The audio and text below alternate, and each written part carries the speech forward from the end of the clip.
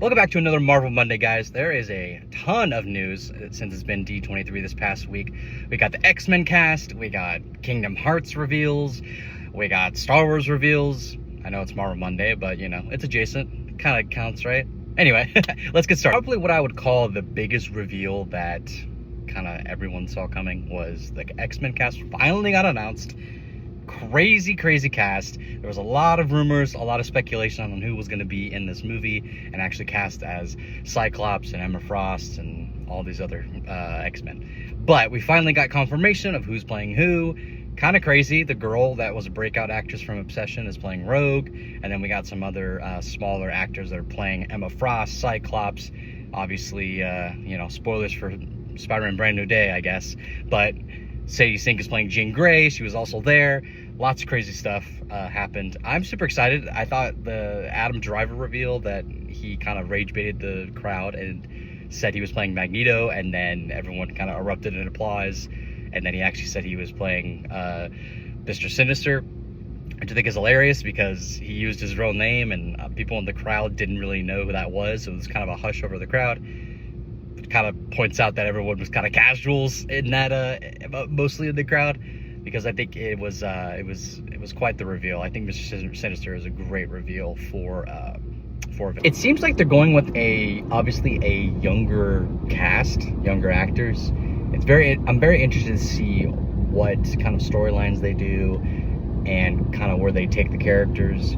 I think it's really cool that they have kind of a variety. You have Storm in there, you have Cyclops, you have Emma Frost.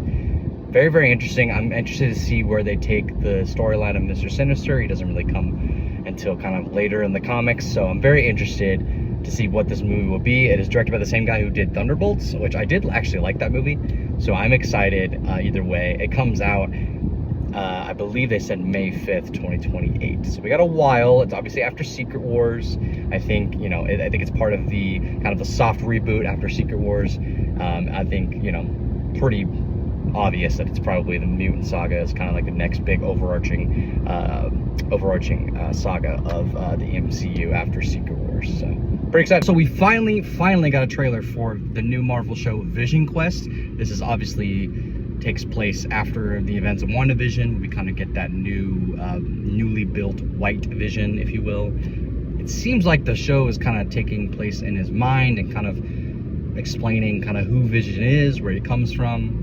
The actor and voice of Ultron is in it, which I think is very interesting, that they're going to bring him back in a sort of kind of fatherly way, which is very interesting. I know technically Ultron is like dead, but maybe there's like a little part of his consciousness that's in Vision, this new Vision, I guess. I've seen photos of like Jarvis being in there too. Very interesting. I'm interested to see where they take it. It seems very trippy, very kind of like introspective about Vision and stuff. I mean, it's done by the people that did WandaVision and Agatha All Along, and I like both of those shows. Specifically WandaVision, I think was done really well. It looks like the cinematography is going to be really fun and really just kind of like I said, kind of trippy, kind of introspective. Comes out like in October. I'm excited for it. I'm finally glad we got a trailer. And yeah, not particularly Marvel, but I figured it's adjacent, so, and owned by Disney, so I figured I would throw it in there. We also got a look at in a trailer for Ahsoka Season 2. It seems to be fixing the problems of Season 1. It looks a little bit more hopeful, I guess. Season 1 was good. It wasn't great. I felt like they didn't really focus a lot on Ahsoka and kind of her quest. It was more of kind of like a Star Wars Rebels epilogue, if you will, kind of, and throwing Thrawn in there at the very end. I didn't seem like much of a threat because everything took place in this weird, like, empty pocket universe dimension thing that they found, like, an old map to, and then Ahsoka and I think it's just her. Could be wrong. It's been a while since I've watched it, but I think she's, like, trapped on a planet or this pocket universe and trying to get out.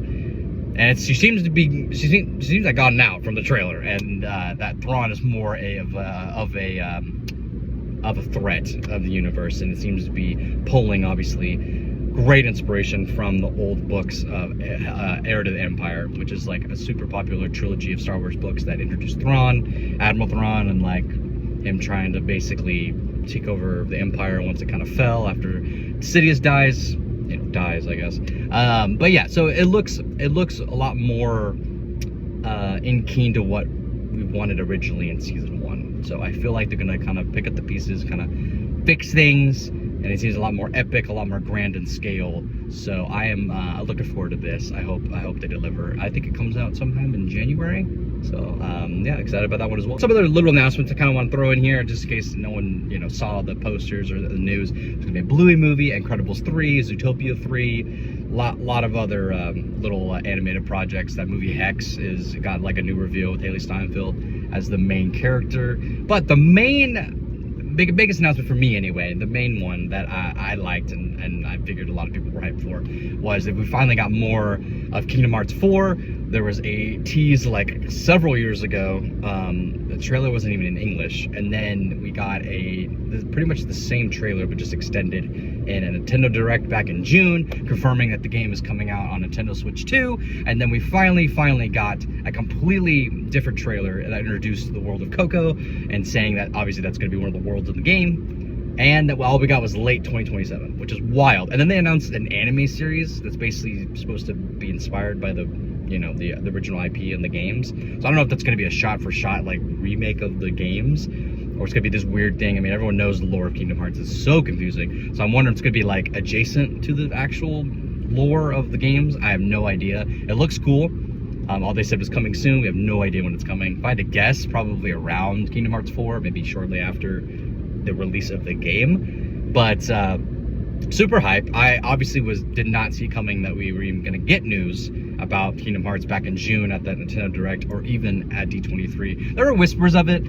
You know, people were like, oh, Kingdom Hearts, the copium. But the fact that we actually got an extended trailer, it revealed a lot of cool story beats, a lot of characters coming back. You get to play as Mickey, which I don't think you've ever been able to play as Mickey in the main trilogy of the games.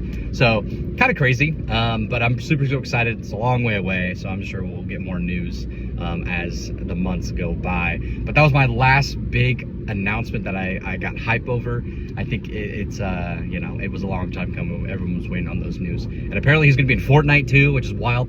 Everyone's in Fortnite these days, so kind of crazy. And that's gonna do it for your Marvel Monday. I know I did a little extra stuff that's adjacent, like Star Wars and Disney stuff, but it's all owned by Disney. I mean, at this point, you know, news is news, right? And D23 is just a conglomerate cluster of just like crazy nerdy stuff, so I figured it would be a good opportunity to kind of go over the bullet points, at least what I thought was hype. If you like anything I had to say, leave a like on this video, and I'll see you guys next Monday. Like I said, I got some stuff cooking up for the X-Men Fox universe and things like that, so I'll see you next Monday.